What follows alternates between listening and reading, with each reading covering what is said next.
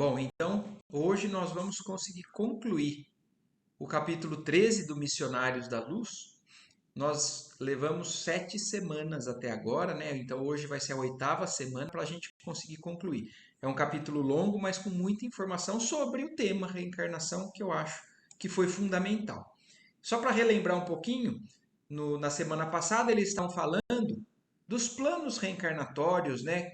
Que diferem muito, mas o resumo, um pouquinho, inclusive como o Alexandre fala no último parágrafo aqui, é o seguinte, que independente dessas variações, dessas dificuldades, os espíritos superiores planejam algo que é de bom proveito para a gente. Planejam algo que nós temos condições de avançar com aquela experiência, por mais diversa que ela seja. Então ele termina assim, ó: todo plano traçado na esfera superior tem por objetivos fundamentais o bem e a ascensão.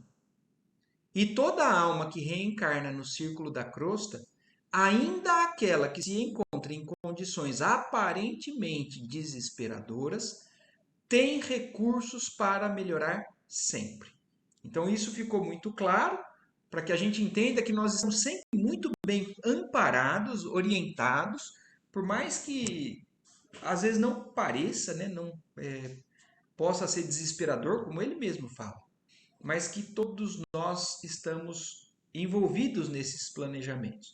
E aí o Alexandre chamou o André Luiz para acompanhar diretamente aquele momento da ligação do espírito do Segismundo com o novo ser que estava se formando na barriga da mãe dele.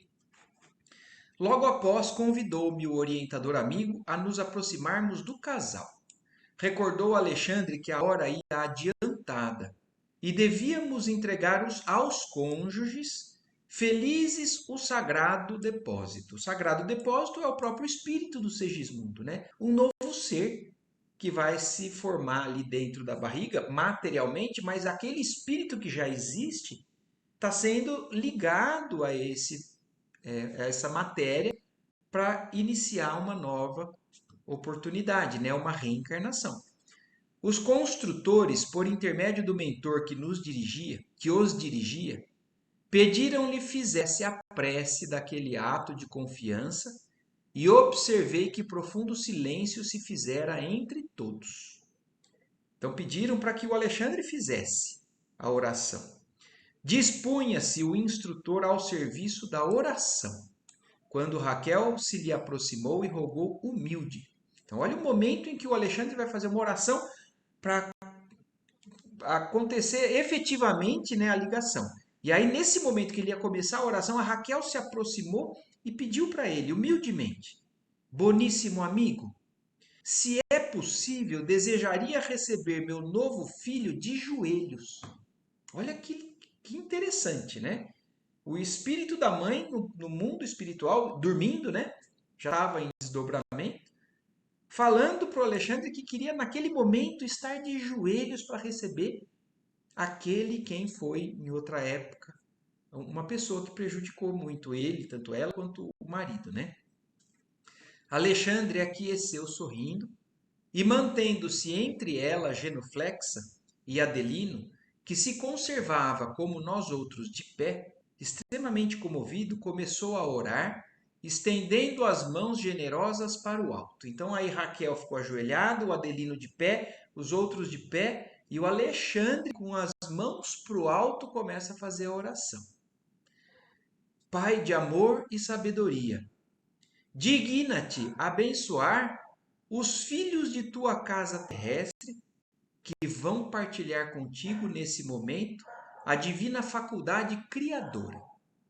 Senhor, faze descer por misericórdia a tua bênção nesse ninho afetuoso, transformado em asilo de reconciliação. Porque o objetivo dessa reencarnação é uma reconciliação. E aí o Alexandre está pedindo a Deus, nesse momento, que se consolidasse essas intenções. Aqui nos reunimos companheiros de luta no passado, acompanhando o amigo que retorna ao testemunho de humildade e compreensão de tua lei. Então, olha se não é isso, né? Quando que acontece essa possibilidade? Aquele que foi o criminoso, humildemente se coloca à disposição de resgatar e entendendo que aquilo é realmente da lei divina, necessário que ele faça aquilo para que ele possa consertar. E ele continua na oração, né? Ó Pai, fortifica-o para a travessia longa do rio do esquecimento temporário. Porque é isso que acontece na reencarnação, né? É necessário esse esquecimento temporário e a gente já entendeu o porquê lá atrás, né? E ele pede que ele tenha força. Permite que possamos manter sempre viva a sua esperança. Ajuda-nos, ainda e sempre, para que possamos vencer todo o mal. Concede aos que recebem agora o novo ministério de orientação do lar, com o nascimento de um novo filho, a tua luz generosa e santificada, que dissipa todas as sombras. Olha que lindo, né? A gente pensar, né, nesse momento que está acontecendo isso, o quanto que demorou, o quanto que foi difícil para chegar nesse ponto. A aceitação, a evolução do Segismundo, da compreensão, todo que o trabalho que o Alexandre teve para poder fazer com que o Adelino não colocasse barreiras para que isso tudo acontecesse. Então, não é tão simples assim como a gente está vendo aqui, né? E agora ele está pedindo que, então, nesse momento, seja santificada esse esforço de todos e para que eles consigam dissipar as sombras, apesar do esquecimento, através da esperança e através de um agir sincero. Porque quando a gente esquece o que a gente tem que fazer, se a gente faz certo, aquilo é sincero. Aquilo realmente está conseguindo ser feito do íntimo, do que o Espírito quer para ele. Fortalece-lhe, Senhor, a noção de responsabilidade. Abre-lhes a porta de tua confiança sublime. Conserva-os na bendita alegria de teu amor desvelado. E olha tudo isso que o Alexandre está pedindo, se não é o que a gente precisa. Porque às vezes, mesmo com tudo, né, meio às cegas, o que a gente precisa? Aqui, ó. Abre-lhes a porta da tua confiança sublime. Que a gente confie em Deus. Confie nesse plano. Que a gente não sabe, não entende. Conserva-o na alegria do teu amor desvelado. Se a gente entende que Deus ama a nós, está acompanhando a nós, as nossas dificuldades, e que a gente confie nele plenamente, o curso vai com muito mais chance de se completar com o êxito daquilo. Então, nessas nossas encarnações, por isso que as religiões, na verdade, nos estimulam a isso. Para que a gente consiga avançar, a gente confie em Deus. A gente viva no amor de Deus e não na revolta. E não na. Porque hoje a gente vê muito isso no mundo, né? O tempo todo, as pessoas, mesmo os muito religiosos, eles vivem dizendo-se cristãos, mas vivem envolto o tempo todo no ódio, né? Na vingança, em tudo o que leva em vibrações totalmente diferentes do que aquilo que a gente está aqui para fazer. E é o que o Alexandre está pedindo, para que eles estejam sempre sendo lembrados e fortalecidos nessa conexão com o Pai, com o alto, com os espíritos de luz, envolvidos em sentimentos de amor e de confiança. Restaura-lhes as energias para que recebam jubilosos a missão da renúncia até ao fim. Santifica-lhes os prazeres para que não se percam nos despenhadeiros da fantasia. Santificar os prazeres. Então, olha como as palavras que são ditas aqui esclarecem muita coisa. Porque os prazeres, não está dizendo aqui que são errados, mas que sejam santos, santificados. Que a gente possa pegar aquilo que é uma potência, que é uma energia que nos leva, nos movimenta numa certa direção, mas que seja santificada para que não se perca no despenhadeiro da fantasia, da ilusão. Este, Senhor, é um ato de confiança de tua bondade infinita que desejamos honrar para sempre. Abençoa, pois, o nosso trabalho amoroso e, sobretudo, Pai, suplicamos tua graça para a nossa irmã que se entrega, reverente ao divino sacrifício da maternidade. Então, pedindo especialmente também a Raquel, naquele momento, que é quem vai receber essa incumbência e essa missão santificada, né, que é a maternidade, é geral, colocar um novo espírito no mundo para continuar aprendendo, para resgatar, para aprender. Então, olha o quão abençoado que é essa oportunidade, que às vezes a gente não tem noção disso. Unge-lhe o coração com a tua generosidade paternal, intensifica-lhe o bom ânimo, dilata-lhe a fé no futuro sem fim. Sejam para ela, em particular, os nossos melhores pensamentos, nossos votos de paz e esperanças mais puras. Acima de tudo, porém, Senhor, olha isso, olha como se termina a oração, e essa também é o aprendizado que a gente tem que ter com relação às nossas orações. A gente tem muito a pedir, sempre, porque nós somos necessitados de pedir. Mas, acima de tudo, porém, Senhor, seja feita a tua vontade em todos os recantos do universo. E é isso que Jesus ensina a gente, né, na oração do Pai Nosso. Seja feita a vossa vontade. Apesar das nossas necessidades, dos nossos pedidos, que a gente entenda que acima de tudo é a vontade do Pai. E que nos caiba a nós, humildes servos do teu reino, a alegria incessante de reverenciar-te e obedecer-te para sempre. Então, Alexandre encerra a oração para entregar o Segismundo, né, no colo, né, no ventre da Raquel, dessa maneira. Então, colocando todos os seus desejos de sucesso, né, de fé, de caminho no bem, nas diretrizes do Pai, e acima de tudo que sempre seja feito a vontade do Pai e que nós estejamos aqui o tempo todo para reverenciar e obedecer aos desígnios que fogem aos nossos esforços, às nossas melhores intenções, muitas vezes, às vezes vão num determinado momento e a vida nos coloca em outro momento, em outra situação. E aí ele encerra essa oração. Calara-se Alexandre, observando eu em todo o aposento, que todo o aposento se enchia de novas luzes. Como várias vezes também a gente vê aqui nos livros do André Luiz, a descrição disso. Quando um espírito se volta ao Pai e faz uma oração realmente sintonizada com o alto, se faz luz ao redor do ambiente. E mais uma vez aqui descrevendo isso.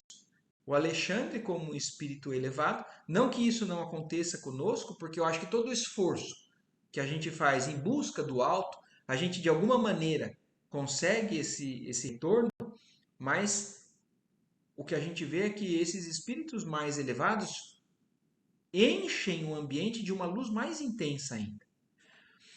Reconheci que de todos nós, entidades espirituais que ali nos congregávamos, partiam raios luminosos que se derramavam sobre Raquel em pranto de emoção sublime, mas o fenômeno radioso não se circunscreveu a isso.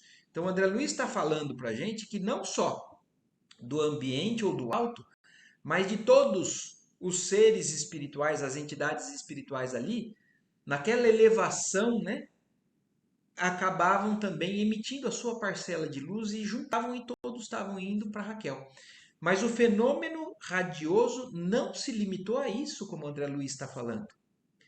Tão logo o meu orientador se calara, alguma coisa parecia responder à sua súplica. Então, olha isso. Além da luz que era emanada dos espíritos que estavam ali para ajudar, alguma coisa respondeu à súplica, à oração do Alexandre. Leve rumor, que apenas encontrava eco em nossos ouvidos, que se fazia sentir acima de nossas cabeças. Ergui-me surpreso. Então, olha isso, o André Luiz ficou surpreso porque ele ouviu algo acima das cabeças deles. Ergueu ele, né, os olhos para cima, surpreso, e pude ver que uma coroa brilhante e infinitamente bela descia do alto sobre a fronte de Raquel, ajoelhada em silêncio. Olha isso, uma coroa de luz descendo sobre a futura mãe.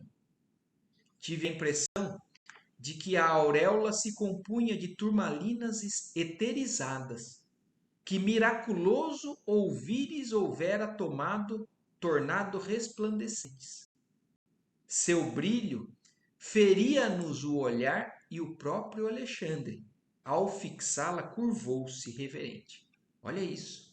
O Alexandre, quando viu aquilo, ele se curvou em reverência àquela coroa de luz vinda do alto. A coroa sublime, sustentada por espíritos muito superiores a nós. Olha como existem hierarquias que a gente não tem nem descrição ainda do plano espiritual, porque a gente ainda não atingiu esse nível. A gente tem que começar a entender o que a gente está aqui fazendo esse esforço. Mas tem muita coisa além. Espíritos muito superiores a nós sustentavam essa coroa sublime de luz, que eu não podia ver, descansou sobre a fronte de Raquel. Então, o André Luiz não viu esses espíritos, mas ele tinha essa percepção de que eram espíritos muito mais elevados e que fazem chegar essa coroa até a fronte, até a cabeça de Raquel. Notei, embora a comoção do momento, que o meu instrutor fez um gesto à depositária de Segismundo para que efetuasse a entrega do reencarnante aos braços maternais.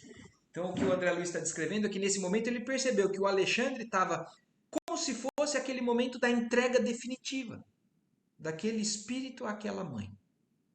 Raquel dando-me a impressão de que não via a luminosa auréola. Então, olha isso, Raquel não percebeu essa coroa descendo sobre ela. Ergueu os olhos rasos de lágrimas e recebeu o depósito que o céu lhe confiava. Então, ela aí recebe o Segismundo. Alexandre estendeu-lhe a destra, ajudando-a a levantar-se. E vi que Adelino se aproximou da esposa, estreitando-a carinhosamente nos braços, beijando-lhe a fronte orvalhada de luz. Foi então, ó divino mistério da criação infinita de Deus, que a vi apertar a forma infantil de Segismundo ao encontro ao coração. Então, olha isso, o André Luiz está descrevendo algo que foi assim, olha assim, ó divino mistério da criação infinita de Deus, que ele viu então a Raquel pegando o espírito do Segismundo, apertando contra o coração, contra o peito, mas tão fortemente, tão amorosamente, que me pareceu sacerdotisa do poder da divindade suprema. Parecia uma sacerdotisa de um poder divino fazendo aquilo e pegando aquela alma e colocando junto do peito. Segismundo ligara-se a ela como a flor se une à haste. Olha isso. Ligou. Naquele momento aconteceu uma ligação da alma do Segismundo, do espírito do Segismundo, ao espírito daquela mãe. Então compreendi que, desde aquele momento, era alma de sua alma, aquele que seria carne de sua carne.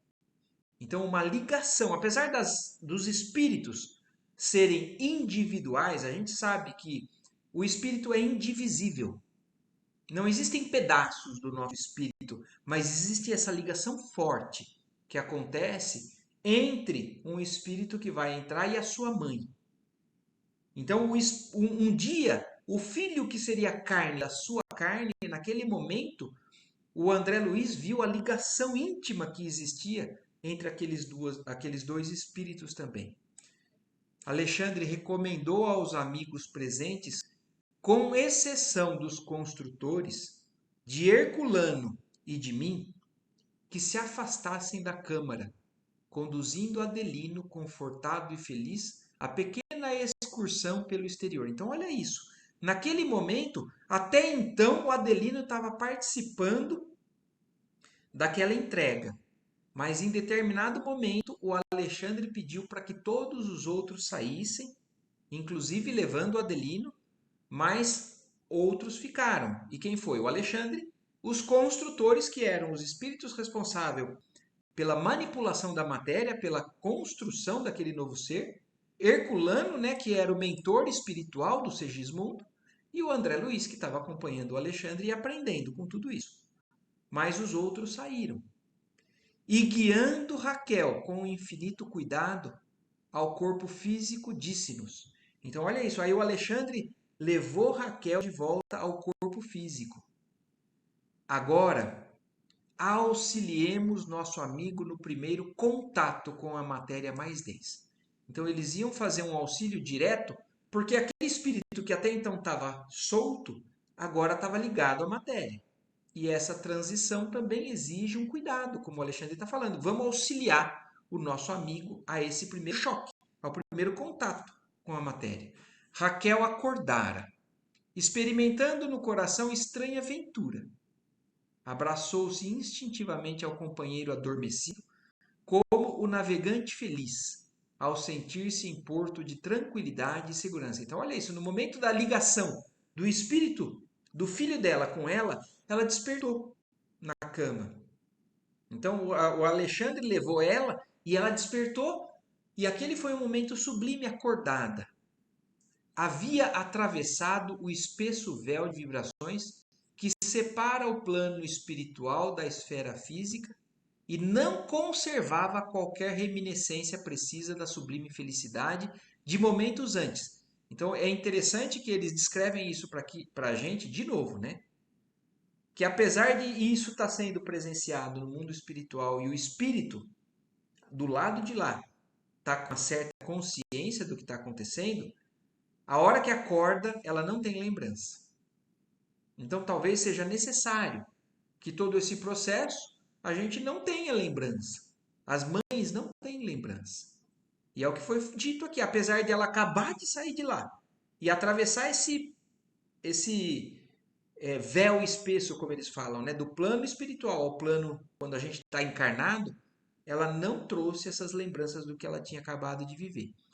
Todavia, seu sentimento de júbilo permanecia dilatado, suas esperanças transbordavam e uma confiança imensa no porvir acalentava-lhe agora o coração. Então, apesar de não ter lembrança direta, ela tinha sensação de bem-estar, sensação de confiança em Deus, no futuro. Coisas que não, a gente não explica, mas só nós, ou as mães, no caso, é que isso muitas vezes nós também vivenciamos quando voltamos do lado de lá, quando a gente está bem amparado ou na presença de espíritos de luz. Às vezes a gente não lembra porque não sabe por quê, mas a gente sente uma sensação boa, inexplicável. E é o que ela estava, o que o André Luiz está falando aqui.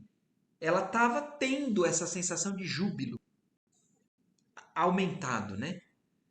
Seria mãe pela segunda vez? Então, isso sim, ela pensou: será que eu estou grávida? Pensava contente.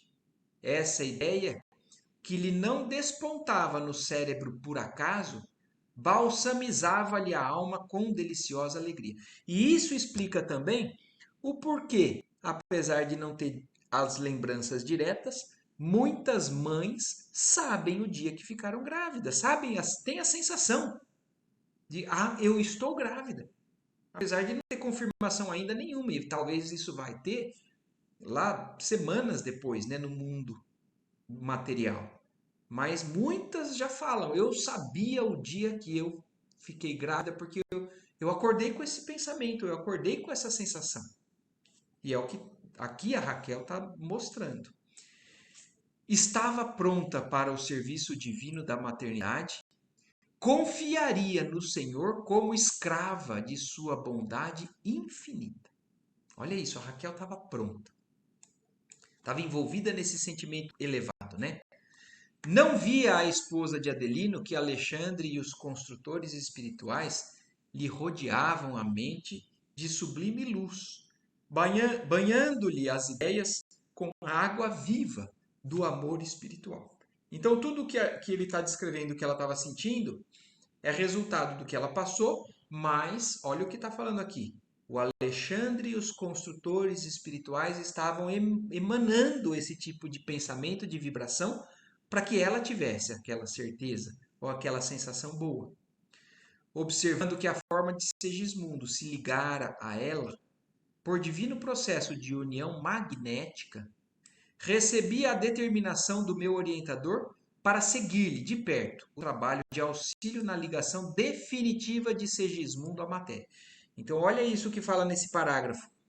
Apesar do André Luiz presenciar essa ligação inicial na matéria, ainda ia se completar. E o Alexandre falou para o André Luiz: continue acompanhando de perto o trabalho da ligação definitiva desse espírito com esse corpo, indicando os órgãos geradores de Raquel e fazendo incidir sobre eles a sua luz. Então, olha isso. Aí agora o Alexandre pediu para o André Luiz prestar atenção, continuar acompanhando, e o Alexandre foi ajudar energeticamente, magneticamente, os órgãos geradores da Raquel. Então, o útero ali, né, onde estava recebendo, o local onde estava acontecendo aquela, ainda nem no útero provavelmente, né?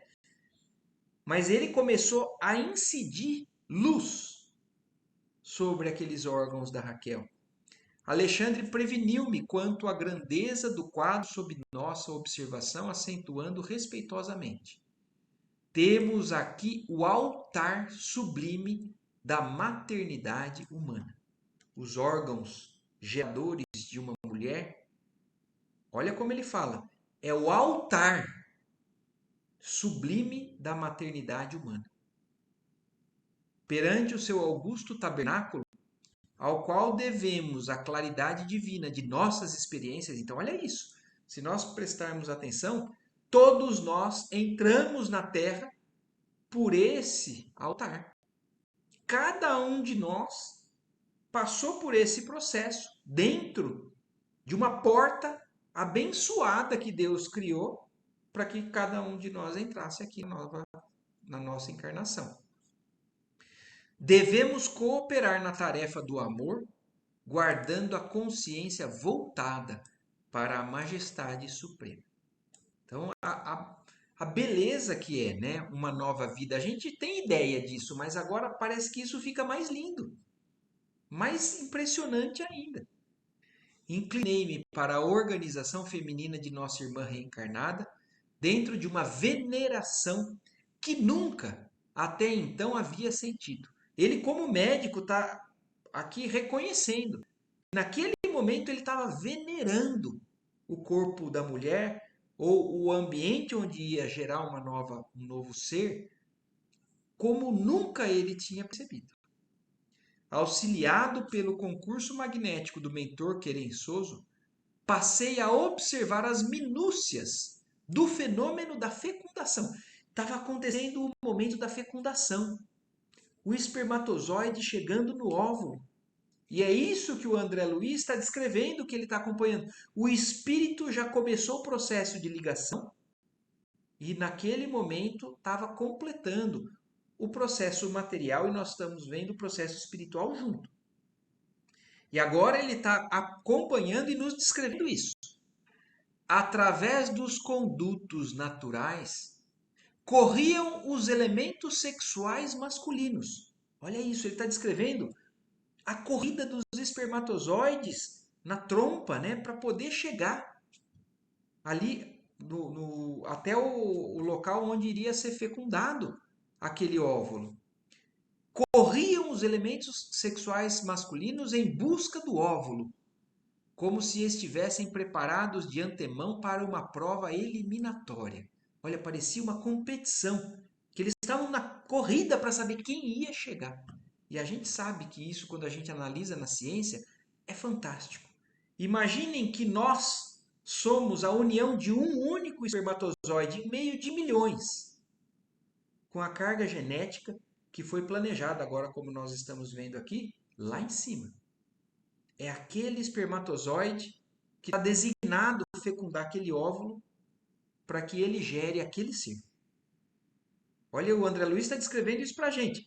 Aquela corrida dos espermatozoides atrás do óvulo, em corrida de 3 milímetros aproximadamente por minuto.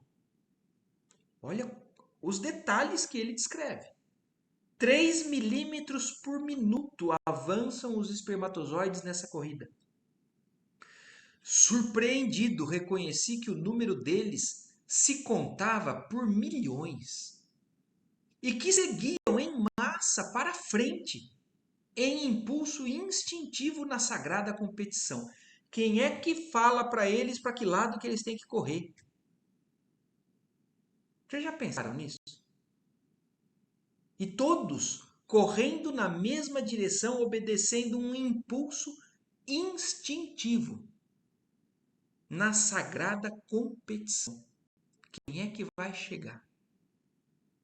No silêncio sublime daqueles minutos, compreendi que Alexandre, em vista de ser o missionário mais elevado do grupo em operação de auxílio, dirigia os serviços graves da ligação primordial.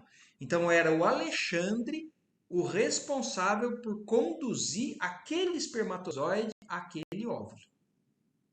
Por ele ser o espírito mais elevado daquela missão, porque ele foi chamado para isso. Segundo depreendi, ele podia ver as disposições cromossômicas de todos os princípios masculinos em movimento. Então, olha isso que o André Luiz está falando. O André Luiz não estava vendo isso, mas pelo que ele entendeu, o Alexandre conseguia ver a disposição cromossômica de cada um dos espermatozoides. E depois de haver observado atentamente o futuro óvulo materno, presidindo ao trabalho prévio de determinação do sexo do corpo a organizar-se. Então, olha isso. Ele está vendo, inclusive, qual é o espermatozoide que tem todo o cromossomo, inclusive para determinar o sexo, porque o Segismundo provavelmente vai vir como um novo ser no sexo masculino. E isso quem determina? A ligação do espermatozoide com aquele óvulo. E o Alexandre está acompanhando tudo isso, conduzindo através dos seus fluidos, da sua energia, para que aquilo aconteça favoravelmente. Após acompanhar profundamente absorto no serviço a marcha dos minúsculos competidores que constituíam a substância fecundante, identificou o mais apto, fixando nele o seu potencial magnético. Então, olha isso, vocês têm noção do que nós estamos ouvindo aqui, lendo? O Alexandre achou o mais apto e ali ele concentrou todo o potencial magnético dele, dando-me a ideia de que o ajudava a desembaraçar-se dos companheiros para que fosse o primeiro a penetrar a pequenina bolsa maternal. Então ele deu um impulso para que aquele chegasse lá. O elemento focalizado por ele ganhou nova energia sobre os demais e avançou rapidamente na direção do alvo. Vamos parar para pensar um pouco do que a gente recebeu de informação lá atrás nesse capítulo. Será que toda reencarnação obedece a todos esses cuidados? A gente viu lá atrás que não é tanto assim. Como eles falaram, encarnações com menos elaborações, encarnações que obedecem a princípios mais comuns, pode acontecer de fecundar qualquer um. Não tem todo esse cuidado. É que no caso do Segismundo já é um espírito mais diferenciado que precisa atender a um planejamento que foi feito. Agora, existem outros planejamentos que são mais comuns. Pode ser um espermatozoide ou outro, que a experiência vai ser proveitosa do mesmo jeito, mas porque ela é menos elaborada. Mas no caso do Segismundo, eles estão descrevendo todo esse cuidado para que seja aquele espermatozoide. E aquele espermatozoide avançou e chegou mais rápido no alvo, no óvulo. A célula feminina, que em face do microscópico projétil espermático, se assemelhava a um pequeno mundo arredondado de açúcar, amido e proteínas, aguardando o raio vitalizante, sofreu a dilaceração da cutícula à maneira de pequenina embarcação torpedeada. Então, olha isso. Quando chegou o espermatozoide, que estava esperando aquilo acontecer, aí aquele espermatozoide conseguiu romper aquela membrana, atravessar e entrar. E a gente, quando a gente estuda, né, a gente fica pensando, nossa, e os outros espermatozoides, quando vão chegar, eles vão entrar também? A gente sabe que através da ciência que não, isso não é possível. Depois que entrou um, muda toda a configuração da membrana daquele óvulo e nenhum outro vai entrar. Então, olha isso. Ele está descrevendo esse momento. Aquele espermatozoide escolhido entrou como um torpedo que atravessou e enrijeceu-se de modo singular, cerrando os poros tenuíssimos, como se estivesse disposta a recolher-se às profundezas de si mesma, a fim de receber face a face o esperado visitante. Então, olha isso, entrou aquele e fechou as portas. É esse que vai entrar. Olha como tudo é muito mais fabuloso, fantástico do que o que a gente imagina. A beleza da nossa natureza, né, divina. E impedindo a intromissão de qualquer outro dos competidores que haviam perdido a primeira posição na grande prova. Um espermatozoide entrou, os outros não podem mais entrar, e ali começa a geração de um novo ser. Sempre sob o influxo luminoso magnético de Alexandre, o elemento vitorioso prosseguiu a marcha, depois de atravessar a periferia do óvulo, gastando pouco mais de 4 minutos para alcançar o núcleo. Olha os detalhes que tem nesse livro. Quanto tempo leva para um espermatozoide atravessando a membrana do óvulo para chegar no núcleo? 4 minutos. Ambas as forças, masculina e feminina, formavam agora uma só, convertendo-se ao meu olhar em tenuíssimo foco de luz. Aqueles dois elementos distintos, né, se juntaram e viraram um só. E parece que o André Luiz vê um foco de luz, discreto, mas começar a brotar ali. Nós somos filhos da luz.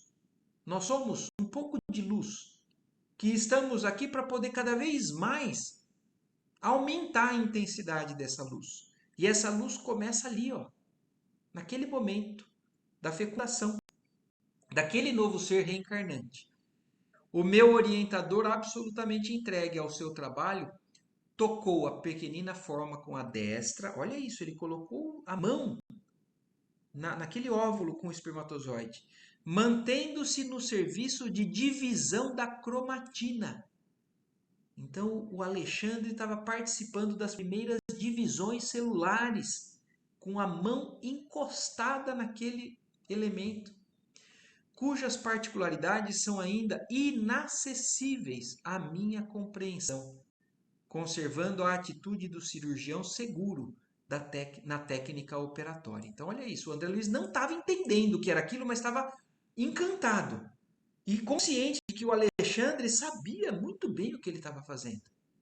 Estava fazendo porque era esse o procedimento. Em seguida, Alexandre ajustou a forma reduzida de Segismundo, que se interpenetrava com o organismo perispirítico de Raquel sobre aquele microscópico globo de luz impregnado de vida.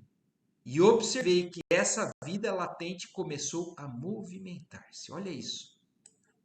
A vida material, naquele momento, com a presença daquele espírito e daquela energia que os espíritos construtores, mais o Alexandre, aquele pequeno serzinho começou a movimentar. São células ainda, mas já tem movimento próprio. Havia decorrido precisamente 1/4 de hora, a contar do instante em que o elemento ativo ganhara o núcleo do óvulo passivo. 1/4 de hora e aquele processo daquela maneira. Agora eu vou também ampliar o que a gente está aqui começando a entender para um pensamento que aí faz com que a gente reflita sobre, por exemplo, a questão da interrupção da vida, né, de um aborto. Então, olha o processo, olha um espírito querendo vir tentar de novo. E será que a gente tem o direito de interromper isso? Então, aqui só a gente não vai concluir nada, é só elementos que fazem a gente pensar sobre tudo isso. Depois de prolongada aplicação magnética, que era secundada pelo esforço dos espíritos construtores, Alexandre aproximou-se de mim e falou: está terminada a operação inicial de ligação. Que Deus os proteja.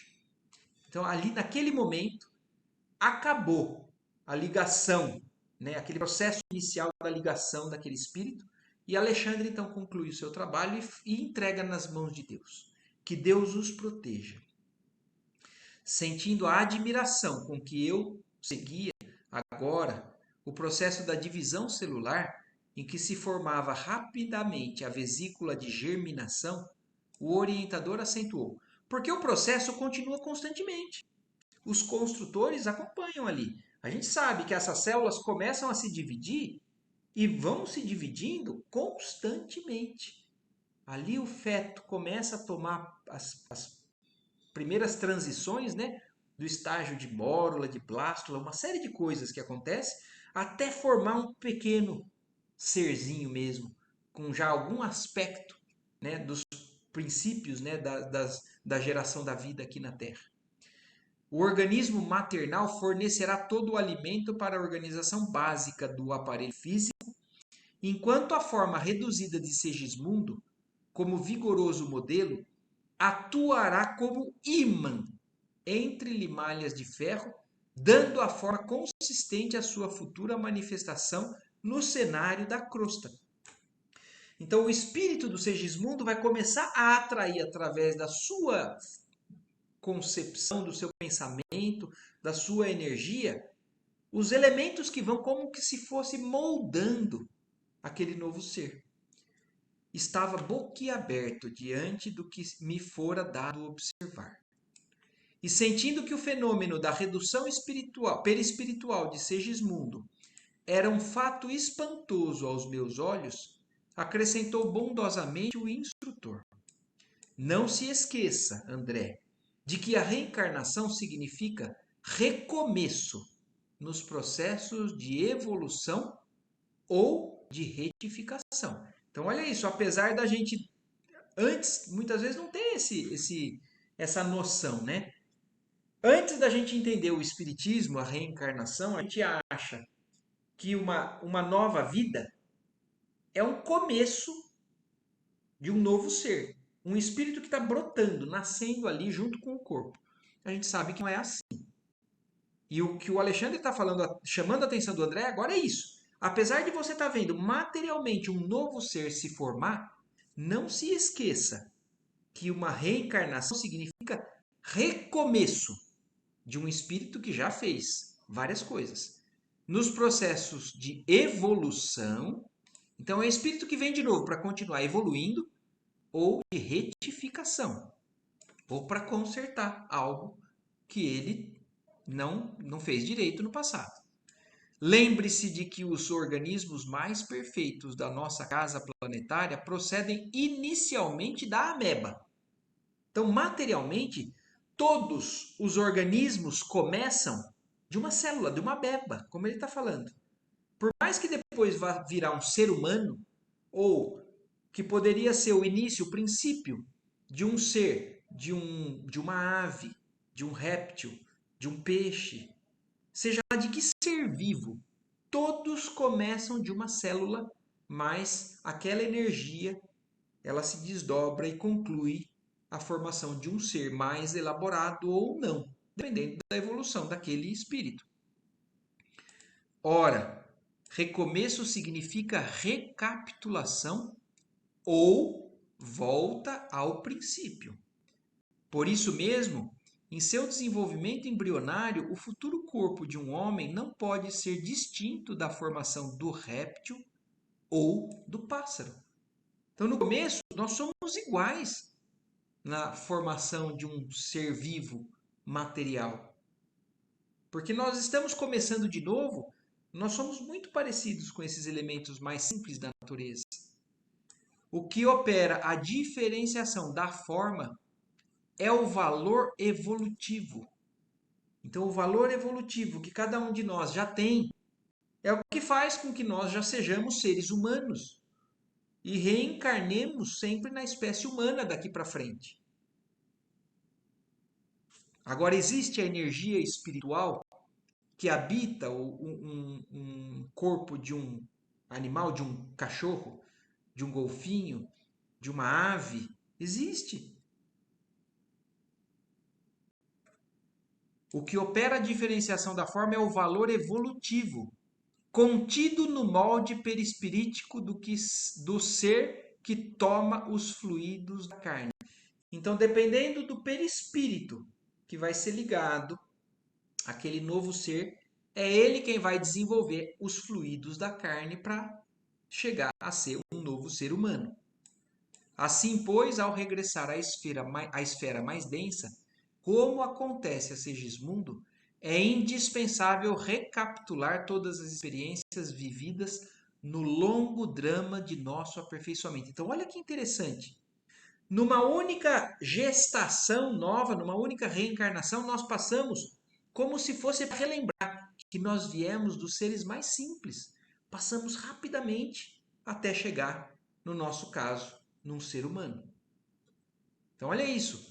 Como é no caso do Segismundo, é indispensável recapitular todas as experiências vividas no longo drama de nosso aperfeiçoamento, ainda que seja por dias e horas breves, repetindo em curso rápido as etapas vencidas ou lições adquiridas, estacionando na posição em que devemos prosseguir no aprendizado. Então, olha isso, a gente passa por tudo que a gente já passou rapidamente para a gente não perder essa lembrança de que nós viemos do pó, né, ou do princípio espiritual involuído, ainda simples e ignorante. Então, rapidamente a gente passa pela simplicidade até chegar no ponto onde a gente parou, para dali para frente a gente progredir mais.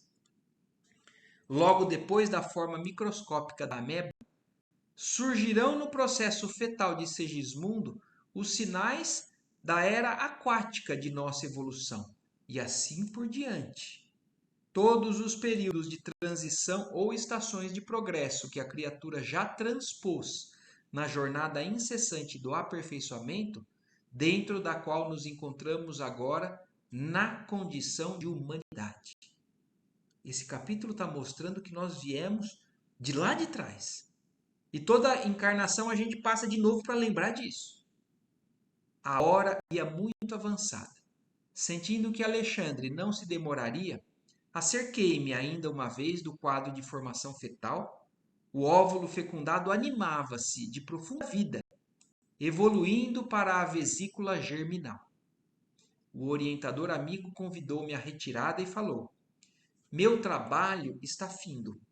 Entretanto, André, considerando as suas necessidades de valores novos, poderei solicitar aos construtores a aquiescência de sua cooperação fraterna nos serviços protetores, sempre que você conte com a oportunidade de vir até aqui. Então, olha que legal que o Alexandre está falando e nos mostrando, porque um pouco da sequência do que nós vamos ver nos próximos capítulos. O Alexandre acabou o que ele tinha que fazer, mas ele ia pedir para os construtores ou os responsáveis por aquela reencarnação que o André Luiz pudesse acompanhar, inclusive, os serviços protetores. Olha o que ele fala aqui, ó. Sua cooperação fraterna nos serviços protetores. Porque agora existe a necessidade da proteção daquilo que foi feito. Tanto é que o próximo capítulo se chama Proteção. Rejubilei-me, encantado. Efetivamente não desejava outra coisa. Aquele estudo de embriologia sob novo prisma era fascinante e maravilhoso. Enquanto dava expansão à minha alegria íntima, o obsequioso mentor combinava providências relativas ao meu concurso e aprendizados simultâneos, ouvindo os companheiros. Então, o André Luiz ainda estava fascinado, acompanhando tudo aquilo que ele já estava encantado e mais o que estava continuando acontecendo com as células do Segismundo. E o Alexandre estava conversando sobre essa possibilidade do André Luiz continuar. Daí a momentos, quando trocávamos saudações de despedida, Herculano, com muita simpatia e acolhimento, declarou que permaneceria à minha espera, sempre que eu pudesse voltar à residência de Adelino, para colaborar nos trabalhos de proteção. Então, lembrando que a gente já também entendeu aqui com o livro e com todas as descrições. O André Luiz tem outros afazeres, tem outras atividades. É que está sendo descrito para a gente, nesse momento, esses detalhes. Então, o André Luiz volta às funções dele, mas sempre que possível, o Herculano estaria à espera dele, para que ele pudesse acompanhar na residência do Adelino e colaborar nos trabalhos de proteção. E aí termina esse capítulo, né? André Luiz, então, encerra o capítulo 13, contando que nós vamos agora dar sequência nesse capítulo, como chama aqui, ó, proteção.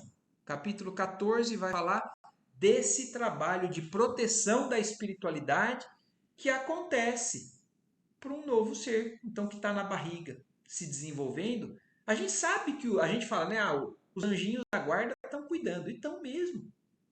Existe um trabalho grande, além desse que a gente já viu, que é gigantesco, fantástico, que vai dar sequência agora para a gente entender o capítulo da proteção. Certo? Maravilhoso. É lindo, né? Tudo isso, tudo isso. Senhor, uma observação. No caso do gêmeo, ou coisa que o valha, seria o próprio espermatozoide ou um outro que também conseguiu Tanto penetrar? faz. Como assim, pai? No caso de um gênio. Gêmeo? Ah, de um gêmeo. Ah, com certeza, se existe, porque assim, ó, o gêmeo são dois espíritos. Sim. Então, Dois espermatozoides que entrando, né? são dois espermatozoides. Então, aí são os casos que fogem a essa condição comum da fecundação. Correto. Porque o gêmeo pode ser univitelino ou bivitelino. O univitelino é um espermatozoide só que entra, mas quando acontece a primeira divisão, ficam dois seres idênticos, separados, que começam a desenvolver dois espíritos. Então são dois espíritos ligados em um único espermatozoide, porque eles têm a necessidade de passar por uma encarnação idêntica, com a aparência física idêntica. Mas existem os gêmeos que são diferentes, que não são univitelínicos. E aí o que acontece?